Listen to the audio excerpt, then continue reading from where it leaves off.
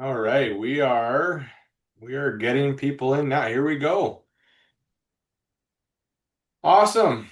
Welcome everybody. We are officially live now. We're just before 7 here, getting rolling. So thanks everybody for jumping in right away here. Just to help us out a little bit. Can you guys in the chat here, you guys, can you let us know if you can see us and hear us and make sure that everything's working on your guys' end, please? I'll do the same. Thank you, Ryan. Awesome. Thank you guys. I appreciate it. So, a bit of housekeeping stuff. We're gonna get going here right away. We're just kind of right at the start here. So, if you guys have to jump out for any reason, this is being recorded, so you guys won't miss anything if you do. Um, because you guys aren't able to talk on this, use the chat as much as you can. There is two of us on here. There's myself and Ryan, which I'll do some introductions in a bit. But use the chat as much as you can. That's going to be the best thing. Ask questions as we go through it. We'll try to get to your questions as we go along. If we miss it or can't answer it yet, stick around to the end. We do a Q&A session where we're going to answer the rest of them and just have an open discussion about everything. Like I mentioned, yeah, as you see, Ryan is in the chat. Again, I'll do some introductions. Ryan's going to be talking with us too, and we'll let you guys know everything that's going on. But we're going to have a big group tonight, so there will be a lot. But seriously, don't hold back with questions. If it's more of a personal question, we'll kind of talk with you on a one-on-one basis. But if it's general to everything we're talking about, just throw it out there. We are going to do everything we can to answer it. Another major thing, I'm going to put it in the chat here for you guys. I'm going to be popping this link in every now and then. This is a booking link. So at any time during this webinar, if you guys want to talk to us directly at a more convenient time for you, click that link. It's going to bring up a calendar with all of our dates and times. You guys can book a chat. We'll do a one-on-one talk and we'll discuss your stuff further or see how else we can help you with. But again, I'm going to be popping that into the chat as we go along. But we've got quite a few people in here today. So again, thank you guys so much for joining us today. I know Ryan and I are super excited to have you guys. We're here to help you guys out and answer a lot of questions. So we're going to get into this. As you guys know, when you signed up, you are going to get some free stuff, like I mentioned, and that is you're going to get a copy of my free my buyer's guide, obviously, and a complete guide to buying a home book. I developed this a few years ago. It comes in an e-version, so you can read it at your own pace on your computers, phones, whatever you want. It's chock full of some good information, plus a buyer's guide that's going to condense all this stuff into kind of 5 pages or so. Both of those will come in an email for you guys.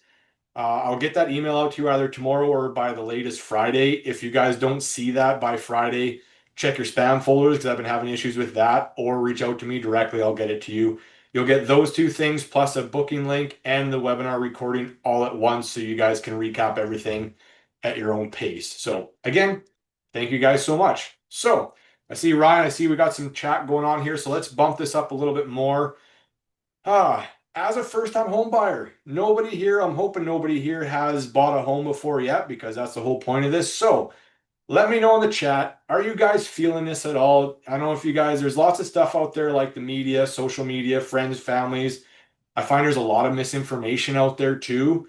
But it's okay if you guys are feeling it. If you guys are feeling any of this, let us know. Our goal here by the end of this is to alleviate most of these, if not all of these, is the idea. If not, reach out to us. We'll see what we can answer for you guys. We've all bought homes before. Well, Ryan and I have bought our own homes before. We went through the same thing. Sure, buying a house when we did is a lot different than today. I bought my last house that I'm in right now in 2016, so buying in 16 was way different than what it is now.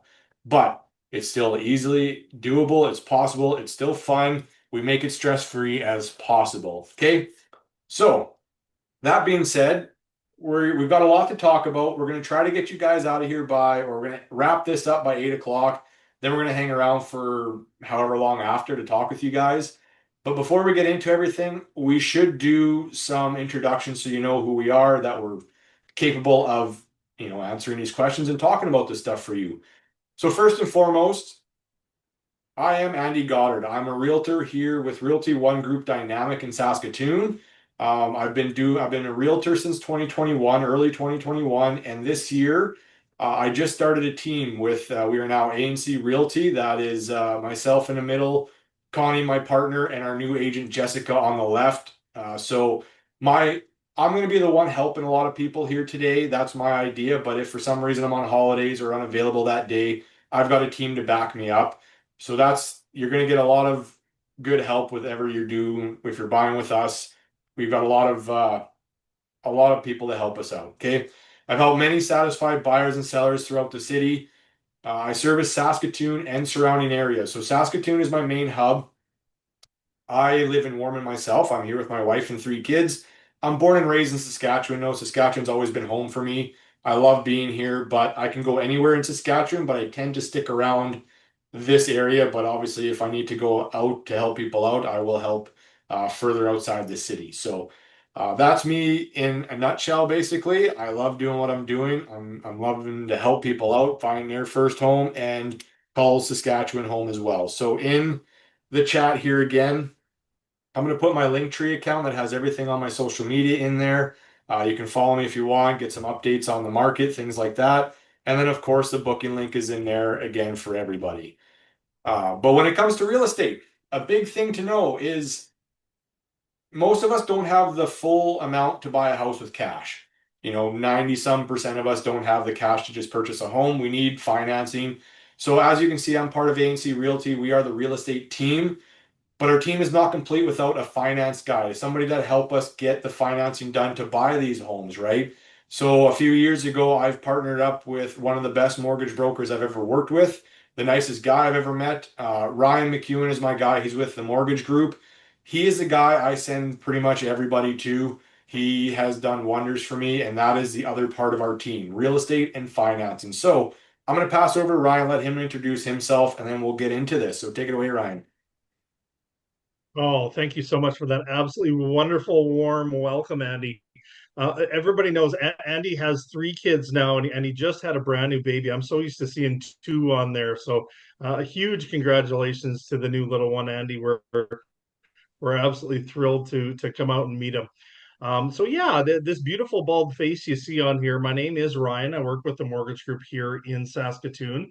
As Andy mentioned, we do kind of cover the Saskatoon and surrounding areas as a mainstay. But if you do have something anywhere in the province, we are fully licensed all the way through Saskatchewan. So don't be afraid if you have something in a small town, if you have be something, maybe down south in the province near Regina, we can handle all of that stuff for you. So don't be afraid. Wherever you're looking, we can help out with that.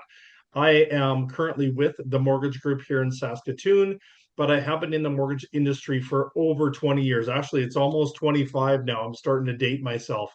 I am born and raised here in Saskatoon with my wife and two wonderful boys. Saskatoon has been home most of my life. I know the market here. I know the pricing and how to make that stuff work as well. But knowing how the mortgage industry works in Saskatchewan and Saskatoon specifically, super important. Know how to navigate. Maybe if you have a different kind of income or a different kind of property that we can navigate through to get the exceptions that we need. So knowing the market here really important. I've been doing it a long, long time, and I'm excited to work with all of you and get your mortgages approved. Kind of just a couple of housekeeping items on my side. As Andy mentioned, we are going to be going through and giving you a lot of information, but we know you're going to have a lot of questions as we go along. So please use that chat function. Please type in any questions that you have, big or small. What we typically find is that if you have that question, there's going to be 7 or 8 people that are going to have that same question. So please have the courage to ask it. It's going to be able to get information out to the entire group as well.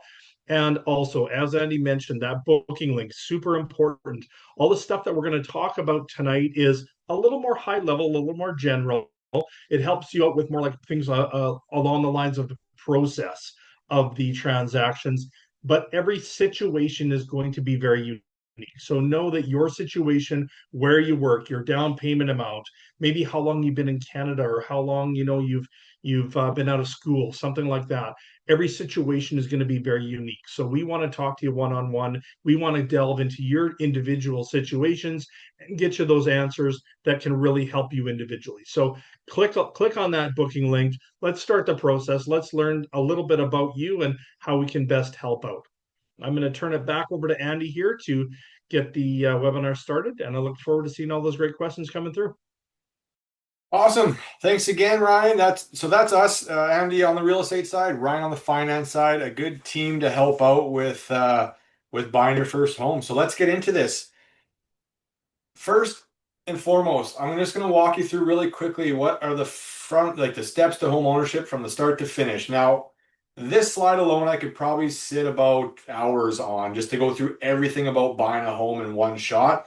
I don't have that much time, so I'm going to do it in about 5 minutes. But just to give you guys an idea of what it looks like when you go to buy your first home. So when somebody comes to me and says, Andy, I'm ready to buy a home. I'm tired of renting. I just arrived in Canada. I'm tired of living with my parents. What do I got to do? And so I usually say, let's learn everything you can about it first, which is why we put these on.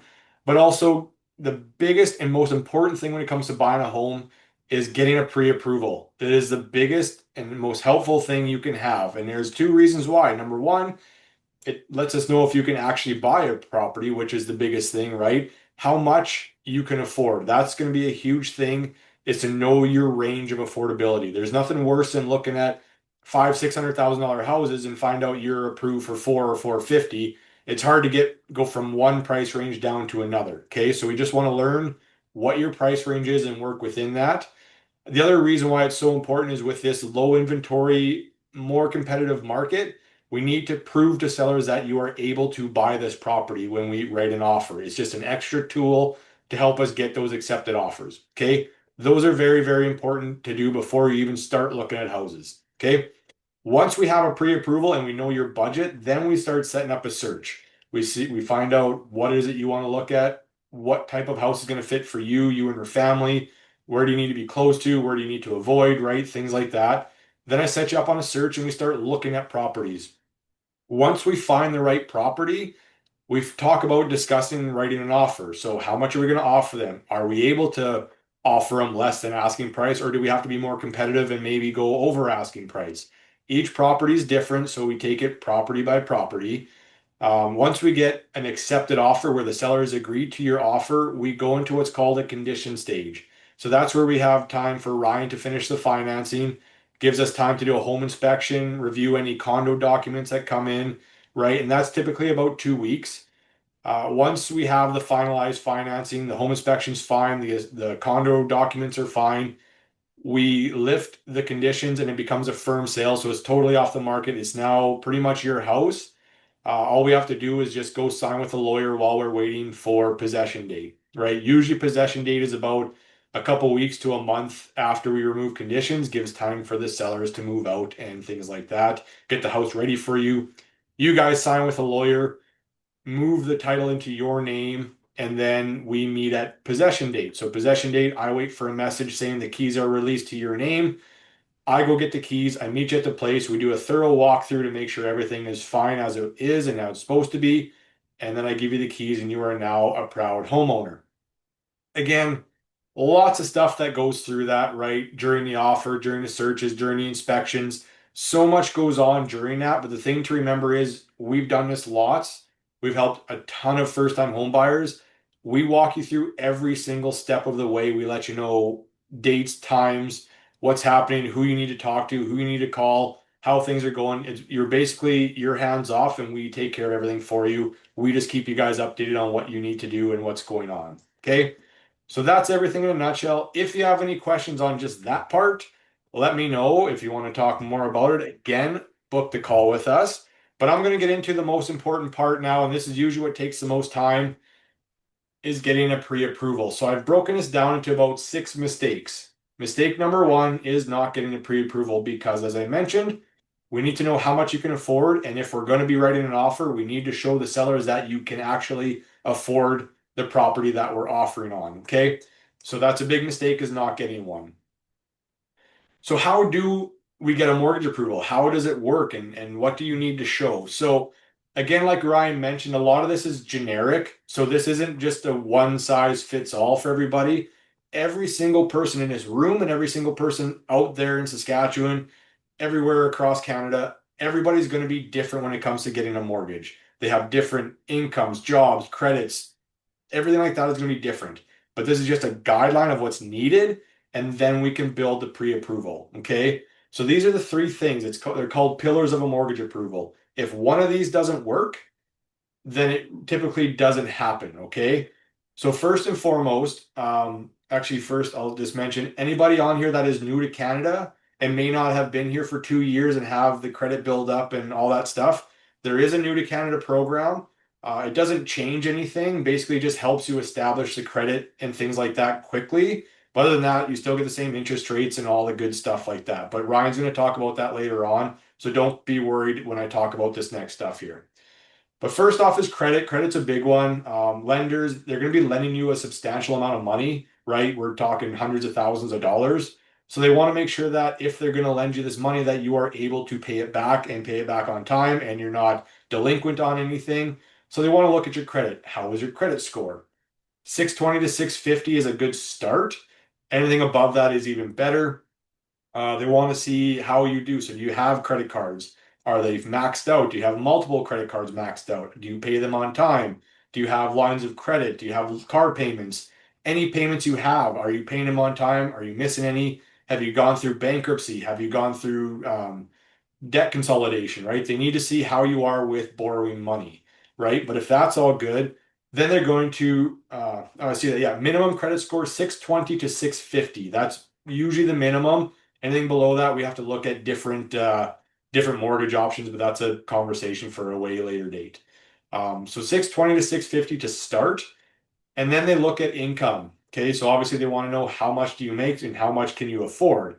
They're not going to use 100% of your income because then you would be absolutely house poor and wouldn't have money for anything like gas, food, utilities, things like that. So they use a percentage of your income. But a very important thing when it comes to income, lenders need to see guaranteed income or at least a baseline. So what I mean is they want to see guaranteed income. So they want to see, are you guaranteed 40 hours a week, 32 hours a week? And if you're guaranteed those hours, what is your pay? Is it 20 an hour, 25 an hour, 30 an hour, so on and so forth? They need to see that there's a guaranteed pay. If there isn't guaranteed pay, they can't use it unless you have a track record of that pay for 2 full years. So 2 full years of income tax statements to show your income. So if anybody is working with Uber, skip the dishes, self-employed, own your own company, right? Do straight commission work, that you need to have 2 years worth of income statements to show for it. Whereas if you are working a salary job or an hourly job with guaranteed hour and pay, we just need to see that from your employer showing you this is exactly what you get paid so the lenders can use that. Okay. Those are just some important things when it comes to income. Guaranteed hours and pay is huge. And then, of course, the last thing is a down payment, right? Minimum down payment required to buy a house in Saskatchewan is 5%. So whatever the purchase price is, you need 5% of that. So a $400,000 house is $20,000. So the reason why these three things all have to work is if you have really good credit and your income is really good and you can purchase up to a $500,000 house, you're going to need $25,000 to put down. But if you only have $20,000 to put down, it will limit to how much you can actually be approved for. Your down payment can restrict you. So just some things to think about, but all three of those things have to work. If you don't have good credit, probably not going to work. If you don't have income at all or very like limited income, probably not going to work. And if you don't have a down payment, it definitely isn't going to work. So those three things have to work together and it gets you a pre-approval. But you and your neighbor could work the exact same job and same pay, but your credit and your borrowing and all that could be drastically different from one another. So again, if you guys think that one of these things isn't going to work out for you or you don't think you're going to be able to, reach out anyways. There's been times we can do a bunch of workaround to make it happen for you. If we can't get it to happen to you right away, then we'll give you a game plan on what to do to get there as quickly as possible. And we have other people that can help get you there quickly. Okay, we've got other professionals in the business that aren't mortgage brokers but are financial advisors that can help with debt and things like that to help get you there. Okay. So just because you think you may not be able to, reach out anyways. We'll see what we can do. Another quick thing about down payment, because that usually comes up quite a bit, is there's four ways you can get a down payment. Technically three. There's three ways to get a down payment. Number one is the most common one, which is your own savings. Okay. Number two is if you have RRSPs saved up, you can actually withdraw up to Ryan's going to correct me on this because up to 65 now per person. It used to be 35. Now you can take out up to 65,000 out of RSPs per person to use as a down payment. If you want to look into that, you can as a first-time home buyer. Talk to whoever you have your RSPs through.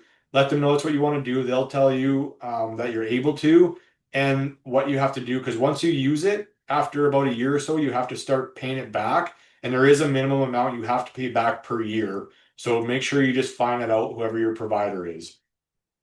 The third way is you can use what we call the bank of mom and dad, but really you can get a down payment gift from an immediate family member. So grandma, grandpa, mom, dad, brother, sister, aunts, uncles, cousins, friends of cousins. That doesn't work. It has to be immediate family member, but as long as they have a letter stating that they're going to gift you either the full down payment or part of it to help you out, that can be used as well. Okay.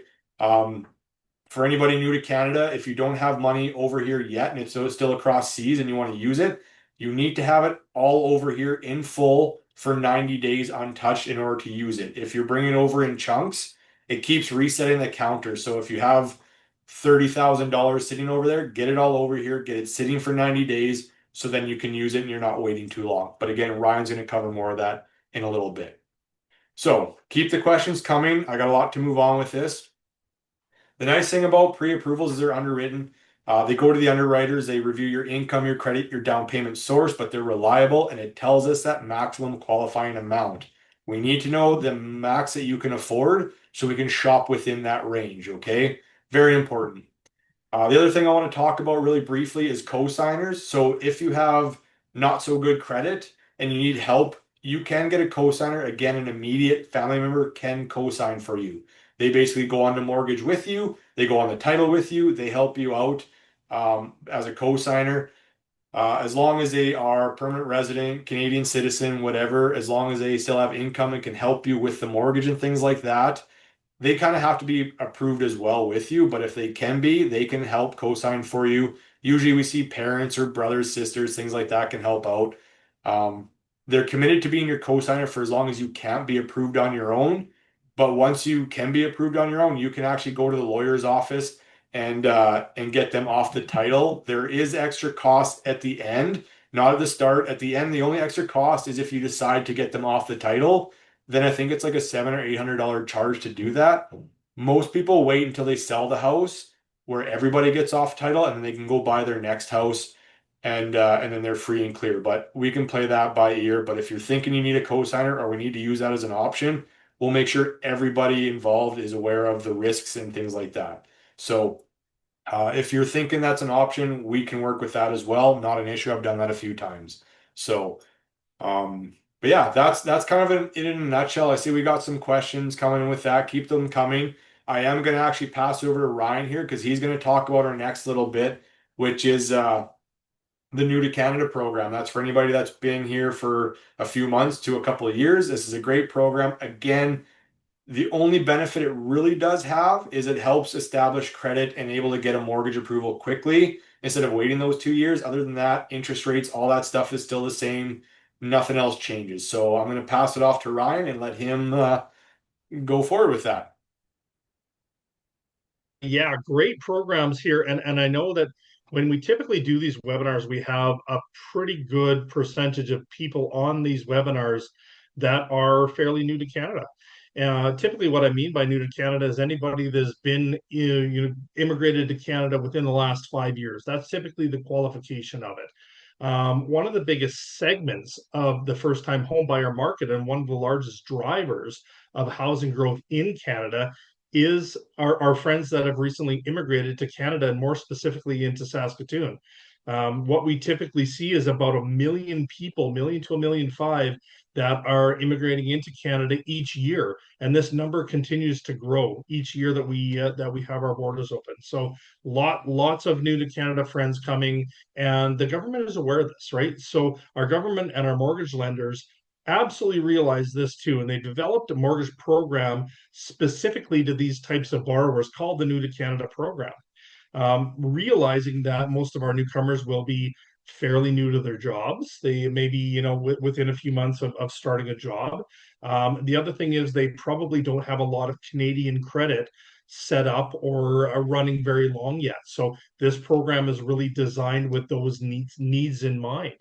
So you see on the slide there, the typical new to Canada borrower will have immigrated within the last 5 years. Once somebody's been in Canada for a number of years, they've already built up that Canadian credit history and they would just qualify under normal programs. So this is really for people that have come into Canada fairly recently and don't have those credit reports that are going to be, 5 or 6 years long and have lots of credit on there, or have jobs that are going to be 5 and 6 years long in Canada. So that's kind of what this is really designed for.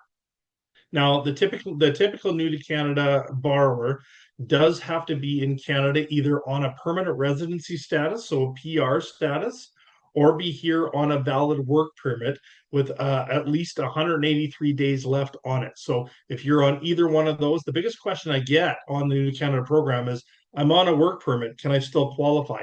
Absolutely. So permanent resident status or valid work permit with 183 days left on it both qualify underneath the New to Canada program. Little caveat on that: the one that really doesn't is anybody that's here studying on a student visa. What they've typically found is that most of those people come over to study and then they go back abroad. So the student visa unfortunately doesn't work for the New to Canada program, but PR status and valid work permits absolutely do. Now, on the income side, typically we're looking to see at least minimum 3 months full-time employment, unless it is a corporate relocation. Now, having said that, they have been pretty lenient on this recently coming in. Now, really, what they're looking for is that you do have a strong job established. They want to make sure that you have some structure at that job. They want to make sure that, one of the biggest things we talk about with income is consistency and stability. They want to make sure that you've been at your job for a little while. Typically, 3 months is about that standard. But once you've been there for that 3 months, as long as you have guaranteed hours at a guaranteed wage, we can use those guaranteed hours at the guaranteed wage to qualify you for an income. So that's fantastic there as well. The one big thing, and I just got asked this as well, was on anybody that has incomes outside of Canada. So the big thing on incomes in Canada used for a Canadian mortgage is that they want to know that you are paying income taxes in Canada. So they want to know that you're working for a Canadian company, that you are paying income taxes in Canada, or that your business is in Canada. Okay. Now, specifically, if somebody does have an income outside of Canada that they're generating that income through, what the Canadian government has given us is a little bit of a workaround there, is as long as you have claimed and filed that income, that foreign income, on your Canadian income taxes as foreign income for the last 2 years, they can use that filed income to qualify for a mortgage. So if you are using income from another country, it does have to be filed on your Canadian income tax for 2 years, and that is the number they will use to qualify the mortgage. Okay, so just keep that in mind if you are generating income outside of Canada. One of the things that we do get asked quite a bit too is maybe one spouse has immigrated to Canada and the other one is still working abroad. Okay, so they say my spouse is still working in another country. Can I use their income to qualify? And the answer, again, kind of along the same lines, is no, not quite yet, because obviously that's if that spouse isn't here yet, they wouldn't have filed taxes in Canada for 2 years with that income. So it's really just the incomes in Canada for the people in Canada that would qualify, that you use the income to qualify for that mortgage. A couple of things that we want to make sure that we kind of tell you about up front as well. There are many different kinds of jobs, as Andy mentioned. working for Skip the Dishes, working for Uber, working for working as a full-time job with a company, being self-employed. Lots of different types of income. The ones that we really want to watch are people that are on expiring job contracts, anybody that is self-employed. So if somebody's coming over and they get a job, and it might be a contract for 6 months or a year to do some sort of a job, build a website or something like that. That contract is expiring. It is not a long-term job. It is really usually a temporary fit. So things like that, anything that really has hours that fluctuate or pay that fluctuates, what we need to use that income in Canada is 2 years of that income claimed on your Canadian tax return. So if you have a business that you've started up, we need 2 years of that running and 2 years of it claimed on your Canadian income taxes. If you are self-employed or have expiring contracts or anything like that, we need a 2 year history of that income to be able to qualify you for any sort of a mortgage. I'll get you, Andy, to flip that slide over to the next sign, which will be credit requirements. Again, this is really talking about the three pillars that Andy had talked about. So number one being that income, number two would be the credit. So for credit requirements, as mentioned, we really realize that New to Canada program does take into account the fact that most borrowers that are fairly new to Canada aren't going to have a lot of Canadian credit established.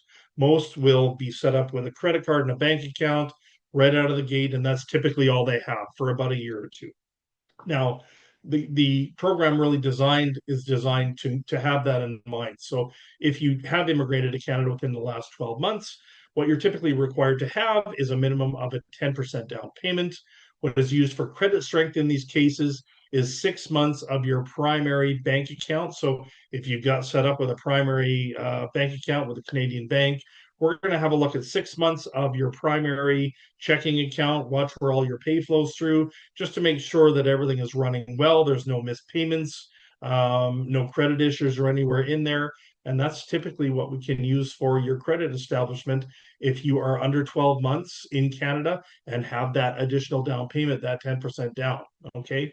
Now, if you have, once you've been over in Canada over that 12-month mark, you can actually put down the minimum in Canada, which is that 5% traditional minimum. We can do that as soon as you've been here over 12 months. What we need to show in those cases is typically 12 months of good repayment on your current home rental. So if you're renting an apartment or renting a house, we're going to get a landlord letter and confirmation that you paid that rent for 12 months satisfactorily, as well as 12 months of some other line. So typically it can be a credit card or a line of credit or a power bill or any utility, a Sask Energy, a Shaw Cable, an SGI plate, anything that shows a structured payment for 12 months that's been made on time, that plus your rental history for 12 months and 5% down payment, you're good to go on the credit side. So as you can see, there's lots of ways that we can show good credit stability without it being a very structured credit card or anything like that on a credit bureau. So lots of ways that we can really kind of work with you to show that there is some credit stability, even though you don't have a long-term Canadian credit history. Okay. Now, the last pillar that we want to talk about, of course, is that down payment piece. That's the last pillar that we always want to see. Now, under the New to Canada program, as I mentioned, if you've been here in Canada less than 12 months, you do have to put down a 10% down payment. Now, what that does come with, though, is really that 6 month bank statement. Pretty easy to support the credit because we do have a little bit of that extra down payment. So, less than 12 months in Canada, 10% down payment, and we would need 6 months worth of bank statements. Okay. If you have been here again over that 12-month mark, we'll get the rental history. We'll show one other payment for 12 months, and then you can go back to that down payment minimum of 5%. Now, a couple of things we talk about where down payment comes from or where it can come from. So, the perfect one is obviously if it's coming from your own resources, your own savings, whether that be money in a bank account, whether that is a TFSA account, whether that is a first home savings account, Anything that is really your own resources that is in some sort of a bank account, absolutely. That's the best kind of down payment you can have, right? It's very structured. It shows that it's been in there for the 90 days, and we're good to go.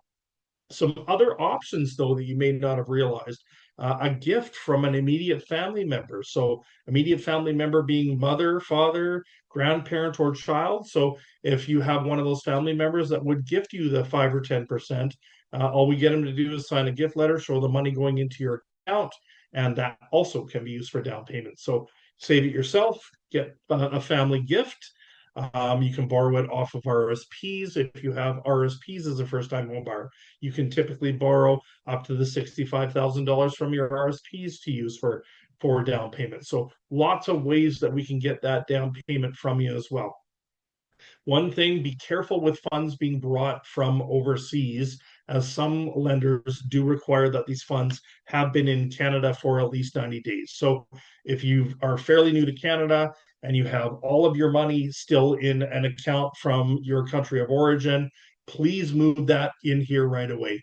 Some lenders do require that that does sit in your Canadian bank account for 90 days. Others will say, hey, you know what, if you get me a copy of the wire transfer, show me the funds in your foreign account. We can typically go that way, but get it over here. The quicker you get it here, the quicker we can work with it to show the longevity that's been in there for the 90-day history. And it really makes it nice and clean when we're showing the down payment. Okay. The last piece, of course, is that we do require a 90-day track record of the saved funds in your account. So when you're going through just showing the down payment, it's not enough to just say to the bank, I have the $20,000. They're going to want to know that you haven't borrowed that from a bank loan, or you haven't done something else to obtain the money in a different way. There are certain ways that you do have to get it, either savings or through a gift. So they're going to track your bank accounts for the 30 day for the 90 days, 3 months, just to make sure that all the money that you've saved is legitimate and that it has been moved in from a legitimate source. So there is a 90-day track record that we will check. We will get 3 months of your bank statements to show the money going in there. Now, keep in mind that just because we look at your account for 90 days, it doesn't mean that all of it has to be in there for the 90 days. If you've gotten paid every day or every 2 weeks within that time frame, that still counts towards your down payment. So don't worry, it does all the entire money doesn't have to be in there for the 90 days. They're just going to look at that account for the 90 days to make sure that everything that's gone in that 90 days is legitimate. So know that any paychecks, if you get a tax return or anything like that, and that happens within the 90 days, that all still counts towards the down payment. So absolutely no worries there. So as you can see, a great way for new to Canada friends to bypass some of the credit requirements that typically we have in Canada. Usually, what most lenders look for here is 2 or 3 years of really strong established credit with many lines. We found some loopholes around that with the New to Canada program. The down payment, of course, is going to help there as well. Is if you've been here under 12 months, we need a little bit more down payment at 10%. But as soon as you're here for that 12-month mark, you fall into the basic minimum that every Canadian has at 5% as well. And of course, some the income stuff, really very consistent what a normal borrower would have to show. As long as you've been, you started a job in Canada, you have guaranteed hours at a guaranteed wage, we can work with that. If you have income that has a fluctuating amount of hours, or a fluctuating income amount, or a fluctuating time, we would look at that with a 2 year history. So lots of ways that we can work around, and we'd love to talk to you. As you can see, with all that we've really shown you here, each situation is going to be so unique, right? You might come from a certain country, you might have money in that country that you're going to use towards down payment, you might have a gift from a parent in another country, you might have just started your job. Every situation is going to be unique to you. So please click on those booking links that Andy's been putting up. We want to talk to you, we want to find out your story, we want to walk all the way through and make sure that we get you set up to get into that mortgage as soon as we can. All right, I'm going to flip it back over to Andy to keep that webinar rolling. Awesome. Thanks, Ryan. I appreciate it. Some good questions in the comments here. Keep them coming here. I will get rolling for the rest of it. Again, I got one little last thing to talk about for the pre-approval side of stuff. But again, if anybody's thinking they want to look ahead and understand if they can get it done, book that call with us. Let us know. We're here to help you guys out and see what we can do for you. Okay, so the last little bit on the finance side of things, and I'm going to jump really quick into some short little real estate side of things. The next mistake is using your bank. Okay. Everybody uses a bank for whatever reason, whether it's RBC, Scotiabank, CIBC, things like that. Um, there's a reason why I've teamed up with a mortgage broker, why I teamed up with Ryan. It's just, it's simply it's a lot better service, right? Your banks are good for a few things, but not for, I don't like them for using for a mortgage. And I've used some decent mortgage brokers at banks, but they're just not, it's fewer and far between. So the reason why I use Ryan all the time is number one, Ryan takes care of clients. Ryan knows what he's doing. Ryan can do some wonders when it comes to getting mortgage approval. So these are kind of the reasons why I like to use Ryan all the time is when you go to Ryan to get a mortgage, he has access to over 30 different lenders' products. He can use bigger banks' products, right? But he shops around to find you not only the best rate, which saves you money, but the best program that can help you pay it down quickly, things like that. A bank is typically restricted to their in-house product, right? They're going to sell you their mortgage and that's it. There's no shopping around. This is what you get. Ryan works essentially the same hours as I do, so real estate typically is after hours, evenings, weekends, right? A lot of it does happen during the day too, but a lot of it's evenings and weekends. So when I need a question about writing a certain offer on a property and it's 7 o'clock at night and I need an answer, I can text Ryan or call Ryan. 9 times out of 10, he's answering right now. And if he doesn't answer me right this second, he's going to get back to me within a few minutes. It's amazing. Whereas if we're working with a bank and we're writing an offer at 7:30 at night and they're closed, they're not getting back to you. You're lucky to get a response from them the next morning, if not the next afternoon, and by then it's too late. And I've had that many times. It's kind of frustrating. Ryan is going to find you the best mortgage rate right up front. This is the best. You're going to save money. You're going to get a great rate. Banks typically offer their posted rates, so sometimes you may need to negotiate to get a better rate, and most people don't like to do the negotiation.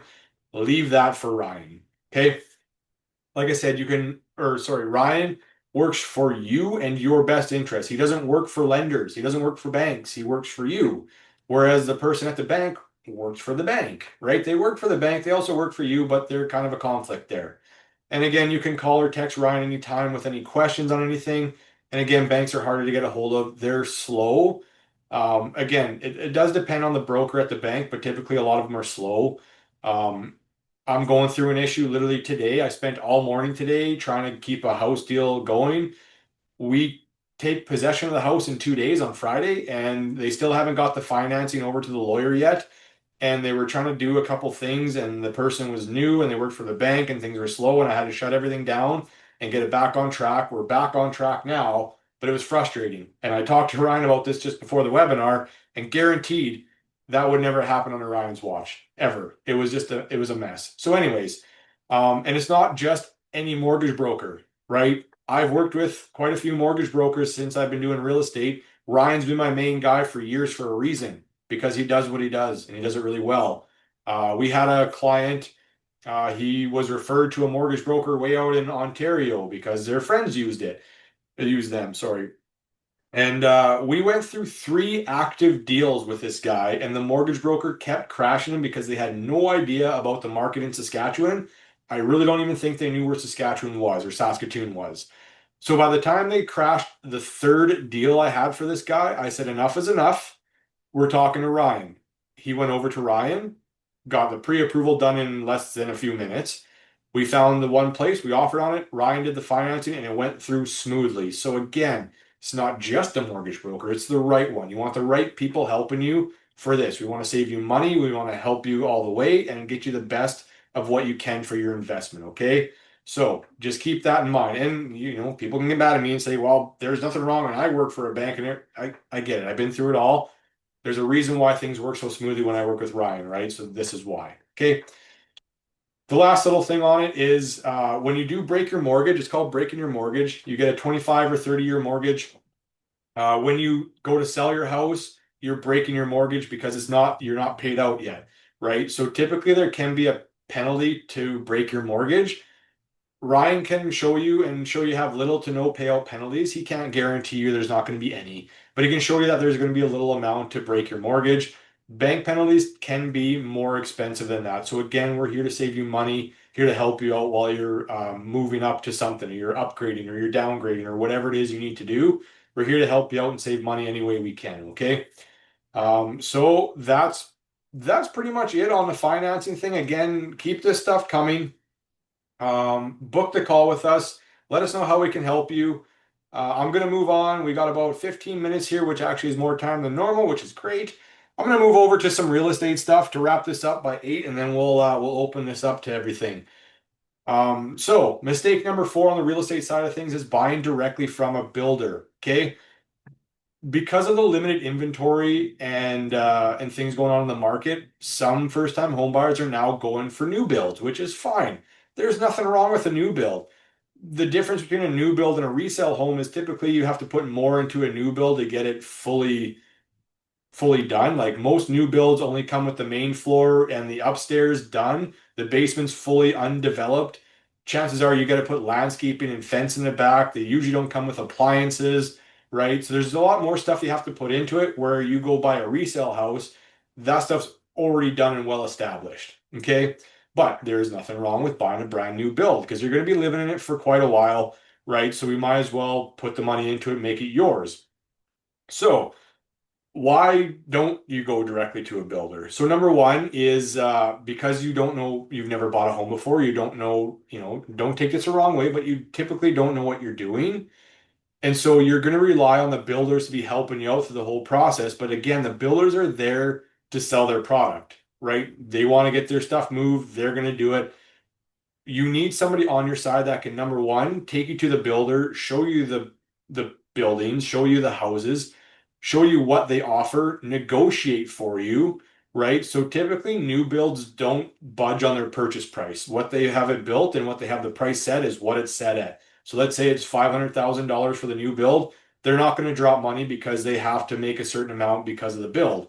But what I can negotiate is upgrades. So I could maybe add appliance packages or an air conditioner or a deck or something like that, right? Or if I can't um negotiate all of that in, at least I can take some off. Like the last one I did, I got a full appliance stainless steel package and an air conditioner in for, I think I got it for like 10 grand, where together it was going to be like 18 grand. So I kind of got almost half price for those items, or basically one for free kind of thing. So you want somebody that's going to do that. Plus, with the way new builds are being built quickly these days to try and get as much out as they can, things get missed. So you need somebody on your side that can point those out and help you out because you don't want to go up against the builders. You want somebody that's going to go up against them with you and for you, right, to help you without because things get missed, right? It just happens. It's normal. That's what home inspections are for too, okay? Which I'll talk about in a little bit here. So again, don't let me take you to new builds because number one, I can show you different builders, different products, who to avoid, who to go to, and then I can compare that to resale houses for you to make the best and most informed decision instead of going directly to the one guy and you may miss out on a better opportunity. Okay. Is it going to cost you anything? Not really. You're just going to lose knowledge and somebody negotiating for you, right? Because you're not going to get a better deal going to the builder because they have their prices set already. That's just what they are. So why don't you have somebody to come and fight for you, negotiate for you, get things done for you properly and less headache for you. Okay. I could go on a little bit longer with new builds. I typically don't though, just because of time frame. But again, I'm there for your best interest. The builders aren't always going to be there for your best interest, right? They want to get their stuff sold and off to the next stuff. Okay. Um, Next thing I like to talk about is a home inspection. So because we got a little bit of time, I want to do a little bit of I want to ask you guys a question and see how knowledgeable you guys are. So let's say we bought a house. You guys are going to get a home inspection. How much do you think a home inspection is worth? Okay, I want to see some numbers in the chat. I want to see what you guys think the cost of it is, just for curiosity's sake. Go ahead, throw it out there. Well, that's a close one. I like that one. Oh yeah, I like it. Oh, I wish. So you guys are close. Average price for a home inspection for just I'm talking a regular detached house under 2,000 square feet is about my guy who's very good at what he does is about $470 after tax. Okay, so it's just under $500 to get a home inspection done. Now, it is worth every penny. So when you're buying a house that's three, four, $500,000, even if it's a $200,000 condo, right? $500 is a drop in a bucket to what you could avoid paying if you don't get these done. Okay. Whether it's a brand new build, which I still highly recommend a home inspection on a new build because guys miss things, right? And I've done lots of those. But in home inspections on a resale house is equally important, if not more important, because this has been lived in for years. Things happen, right? It's just part of owning a house. There's lots of stuff that goes into a house. Okay, so when we go to home inspection, the nice thing about it is built into the offer to purchase, and it's a condition, which means you have to be happy with it to proceed with the purchase of the house. Okay, if there's an issue, a major issue that comes up, or any issues that come up, usually we don't focus on minor things like, there may be a plug in the one room that doesn't work anymore. Well, the plug costs $5 at Home Depot to change. Those stuff we don't really worry about, but it's the major things we worry about, like leaks and electrical issues and furnace issues and foundation issues, right? So if we do find an issue with a house, depending on what it is, usually we can either negotiate and say the sellers need to fix this before we move in, or we're going to knock some off the purchase price so we can fix it with our own people. Or if it's really major, we can walk away and go find a different house, which all three of those things I've done before. Okay. So it's part of it. I've had one home inspection that they actually found that when they did the renovations, they didn't put a support beam in. They removed a load bearing wall and the roof was coming down on itself. So that was a big major issue. So we walked away and went to find something else, right? It's just those are the things that's a rare one, right? Typically we just find things like maybe there's a leak under the sink or right, there's an issue with the furnace, we'll get them to fix it, or an electrical issue, we'll get them to fix it, or we'll knock off some money for us to fix it. Okay. No worries when it comes to that, but a home inspection, guaranteed home inspection is going to find something, and that's the point. There's usually about 50 to 60 pages. Don't be scared of it. It's just they're going to find every little thing, but most of the stuff is just maintenance, like you would when you buy a car, like do the oil change, right? It's just maintenance items, but we focus on the things that are issues. So, kind of things like this is kind of what it looks like. So, on the left-hand side there, home inspections can't be invasive. They can't open up walls to look behind stuff. They can only look at what they can actually open up and see. So they use these things like thermal cameras, infrared technology to look through the walls to make sure that attic and walls and stuff are insulated correctly. There's no moisture. They have moisture detectors to see if there is active leaks. So they use that around where they can't see. They check all your electrical, which is a major thing. They check all your plumbing everywhere through the house. So on the bottom there, it's hard to see, but they did find an active leak under the sink. We got them to fix it. All was good. They check your furnace because in Saskatchewan, well, we get minus 30 in the wintertime or more, right? So we want to make sure the furnace is functioning, the air conditioner is functioning. We want to make sure all the appliances are functioning. They check every single thing in the house, the roof, outside, the garage, basement, everywhere in the house you can think of, they check. It takes them hours to do an inspection. They're going to look at everything. So, what is the cost of not paying that $500? Well, could be hundreds of dollars, could be thousands of dollars. They could find there's a leak in the basement that you didn't know about, a leak in the roof, right? Cracked foundations potentially, right? There's so many things that could be missed if you don't get a home inspection. So it's going to cost you a ton. So spend the money. It's worth every penny. I've never bought a house without one. In my entire time of real estate, unless you're an actual builder or do construction, and you don't want to do a home inspection, I sign a waiver that states I recommended it, but you chose not to, just to keep liability off of me.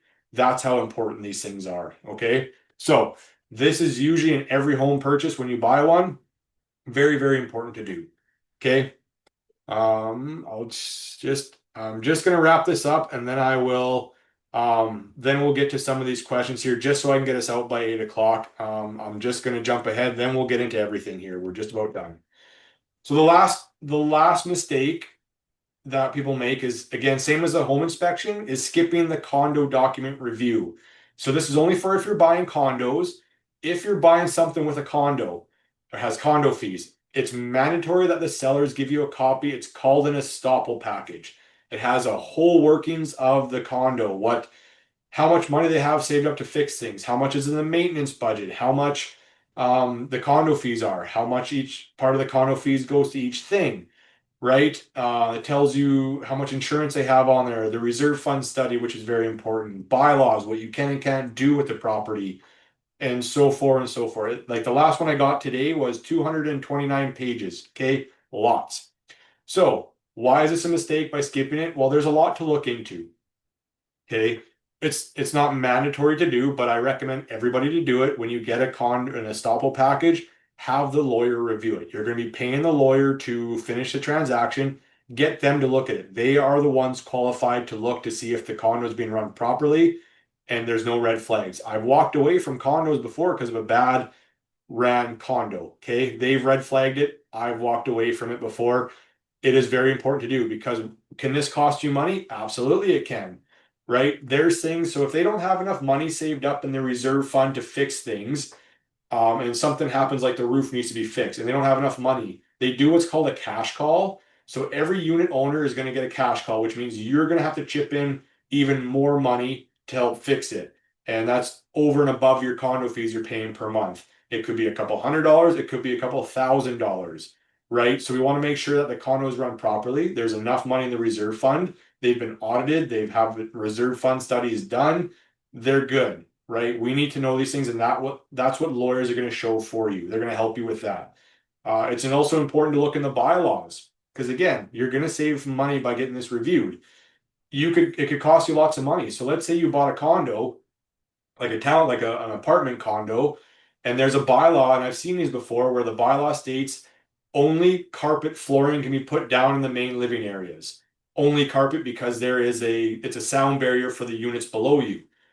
People could go in if you don't review that and you don't see it and you go in and you do a bunch of renovations, you put laminate or hardwood flooring down, you could get caught, you can get fined, and they'd also make you rip it out and redo it again. So let's say you spent $5,000 to do the flooring in your unit, whatever the fine is going to cost you, now you got to rip it out and redo it again, right? So review these, get a lawyer to review it with you, make sure you understand everything in it. It's very important to save you money.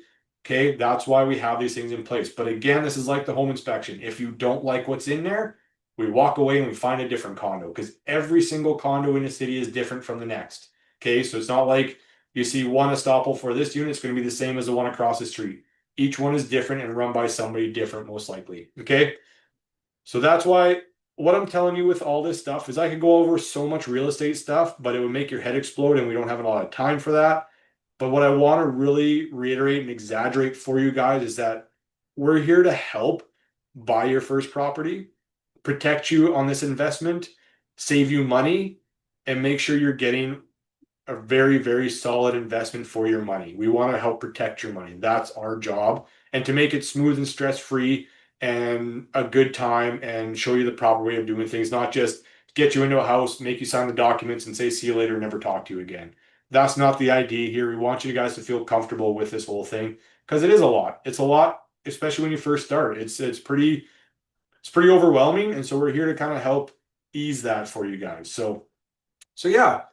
So hopefully that helped a little bit. At least it gives you an idea of what you need for a pre-approval, what to look out for when we are buying that first place. But I hope that we kind of alleviated some of these. Again, if we haven't, and there's still some things you want to talk about, we're going to stick around for a little bit here, but also book a call with us. I do see there's a few already that booked with us. So so absolutely book that call with us. Let us deal with that.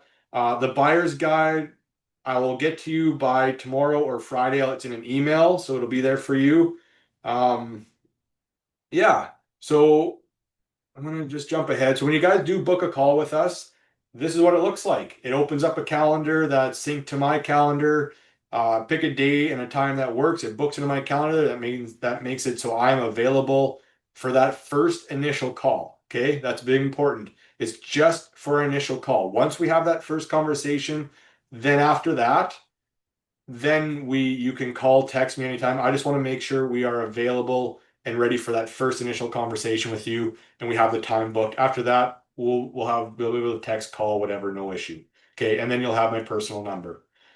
But yeah, after that, Ryan, feel free to jump back in now, and we'll get carried away with some of these other questions here. Okay, let Yeah, me. just take myself off of mute there. Yeah, some great questions. All of a sudden it was just this absolutely fantastic flow of great questions coming in. So yeah, I think we got most of them answered. Some great questions, lots on income tonight, which is great. I hope we kind of covered the basics of what we're looking for. Some stuff about foreign incomes there, some stuff about timelines coming in and getting positions. Great question on people that are here on work permits. Yeah, absolutely. Work permits do qualify underneath that new to Canada program. So we'd love to hear from you.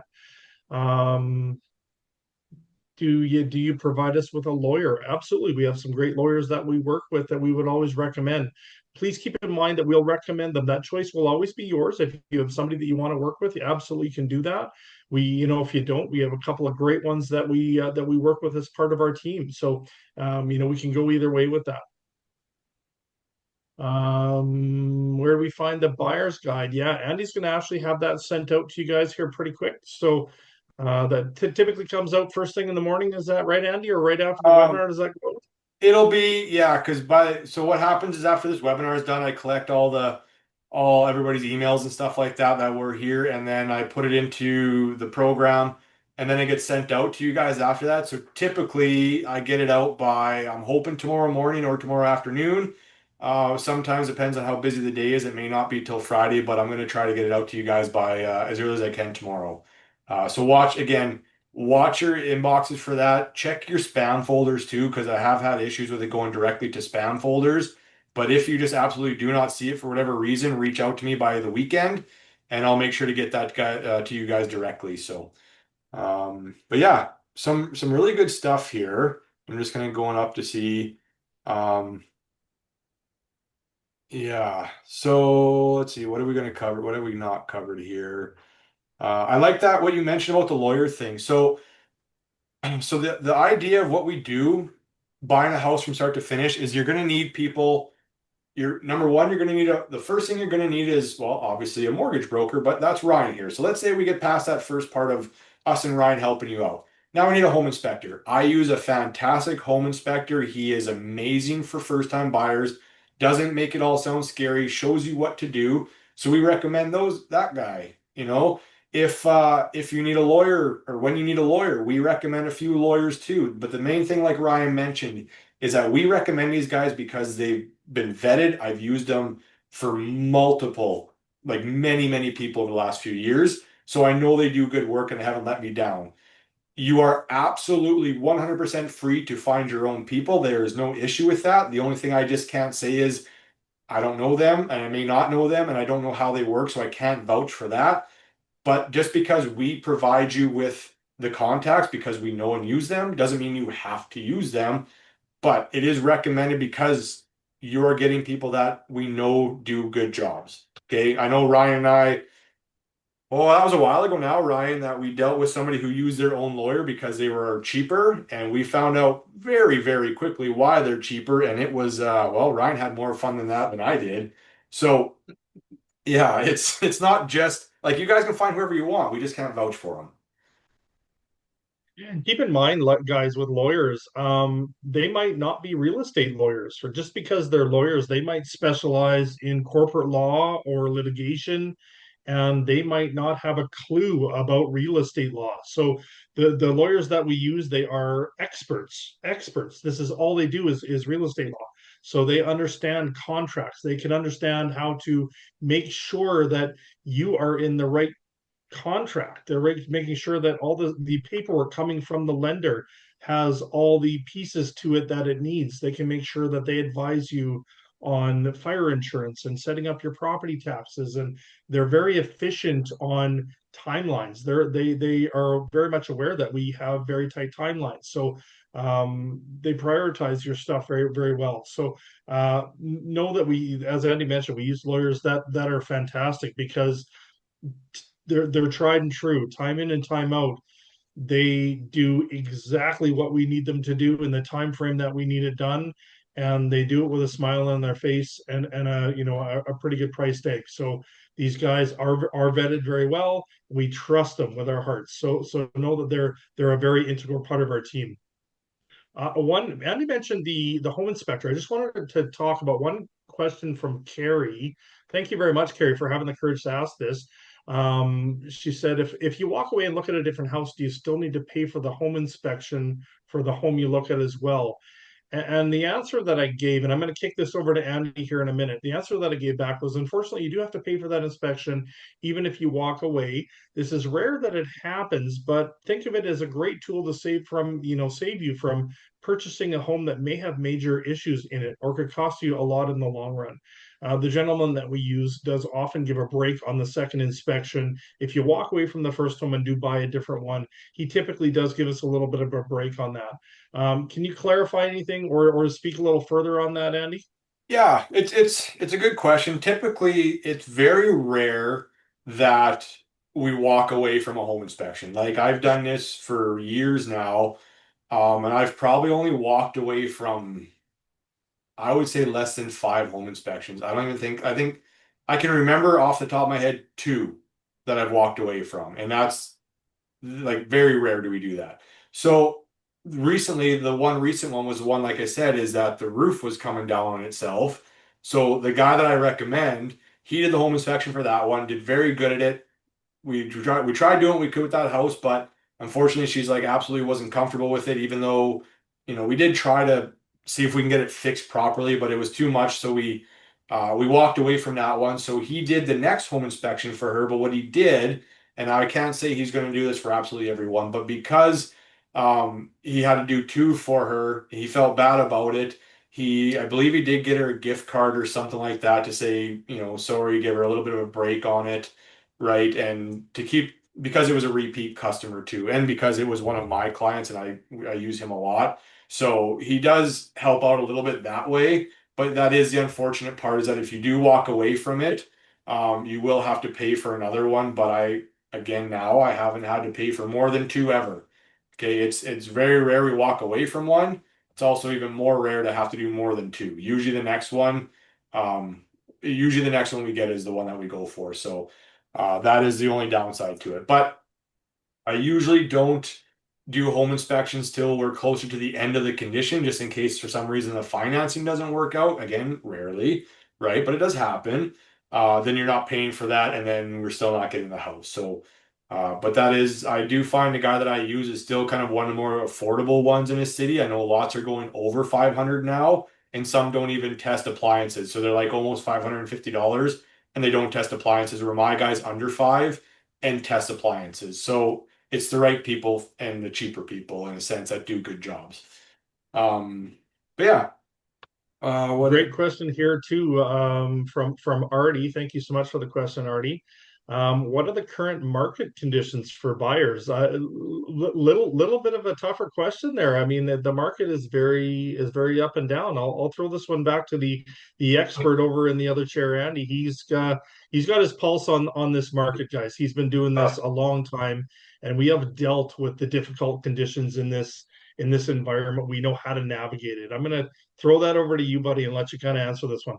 yeah, like it's a good question. It's so you guys, everybody on here, you guys missed the absolute chaos we ran into this. I've never seen a real estate market like this in the springtime. It was chaos. There was very, very limited inventory, and a ton of buyers came out, and it was very competitive. Like we were talking tons of multiple offers everywhere. It was getting kind of frustrating. I still helped quite a few buyers buy places. Sometimes it took anywhere from 5 to 6 offers that we wrote to get one to finally stick. But now this is kind of slowing down. We're now into the summertime, school's out. families are going out and vacationing and holidaying, so it's a lot smoother and calmer right now. But even when the school picks up in September, it's still not a drastic chaos like it was in this spring. This spring, for some reason, was just gross. But right now, things are more calmer. We're seeing less competition. It's more things are coming out. It's getting a little bit more breathing room. So, yes, they're still limited. Yes, we're still going to run into some competition with other buyers. However, it's not going to be nearly as chaotic as it was. So you guys are kind of getting into a sweet spot right now. Like when it comes to the fall, it's still going to be kind of nice and balanced, which is a nice thing. We're starting to see that now a lot more. So it is a good time. So hopefully that helps a little bit. Don't be shy, but really, people ask, well, should I wait should I wait till next year? And honestly, the longer you wait, house prices will keep going up for the foreseeable future, right? So if you're gonna wait, you're not gonna really save a whole lot by waiting, right? If you're ready to go sooner than later, that is your best option. I know it sounds kind of salesy, but it is. Home prices are just gonna kind of keep creeping up, so you might as well get into it while you can, right? What else?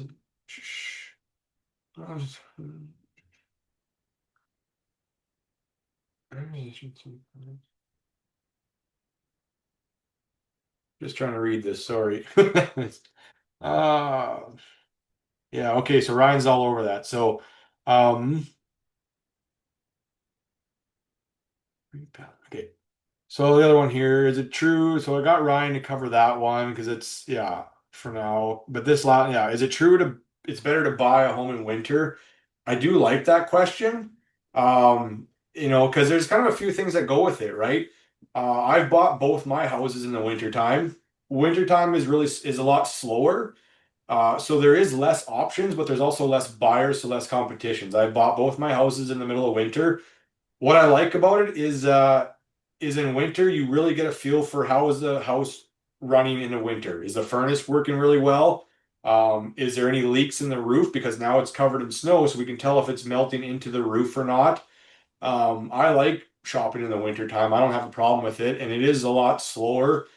Usually December is very slow. November slows down. December is very slow. January is still slow. Then February starts picking up, and then we hit into the spring market in March, and it goes crazy. So I do recommend buying in the winter time. You just don't have as many options, but less competition. So it's kind of really whenever you're ready to buy is what we're going to deal with. But yeah, I like winter shopping. It works. Yeah. So I mean, it's yeah, it's there's so real estate is in waves, right? Like I said, December to January is really the low point. February ticks up a little bit. Spring market shoots up like crazy. Then we get a lull in the middle of summer now because everybody's going on holidays, and then it kind of picks up a little bit in September, October, and then dips back down in here. So yeah, really whenever you're ready to go, we just kind of go with the way the market is. It's easy. It's able to navigate that way. So hope that helps. Yeah. I mean, anything else you want to add to that one, Ryan? I don't know. We don't have much on No, the table you still. handled that absolutely well. I completely agree with that. It's there are some advantages absolutely to buying in the winter. You can really check the robustness of a house. Like I said, check to see if the furnace is working good. Check to see gaps in the windows, things like that, that you really can't tell in the summer. Um, and as Andy mentioned, the big thing is typically there you're not going to have this feeding frenzy of buyers that we're seeing right now in the market, Carrie. It's right now we're seeing like people that are putting offers, there can be as many as 8 or 10 offers that are coming in on one property now with each sale, and they're doing a presentation of offers. So in the winter, when it does slow down a little bit, it goes back into a normal buying process. When you make an offer, a little bit of bartering back and forth to make that deal go forward. So it can be when there's less competition, it can be a little bit more to your advantage to do that. But as Andy mentioned, of course, buyer or sellers also know that, so they typically will want to wait till the summer to list a lot of properties. So you might not have all the options in the winter that you might have, say, in the spring or the summer. But love, I bought my house in the winter too. I fully agree. You can, if you're looking for to really test out a home or looking for, a little bit of a more relaxed process, sometimes the winter can work a little better for you there. One last question here from LACPA. Thank you so much. I have a down payment saved up in Wealthsimple with a first home savings account, TFSA, and use those monies for investing. Will that work? Absolutely. The first home savings account is absolutely designed for first time home buyer purchase. That's what it's for. The TFSA works in great conjunction. It's typically money that is very easily pulled out and transferred to cash. The one thing I will guard against, it really depends too on what type of investment vehicle it is in that first home or TFSA. For example, if it's just in a cash account or if it's in mutual funds or something like that, that's readily liquidatable in those FHSA and TFSA accounts, really, really easy to do. If you've locked it into a GIC, what a GIC is a locked in guaranteed income certificate. What that is typically is you would lock the money in for a year or 2 years in a GIC.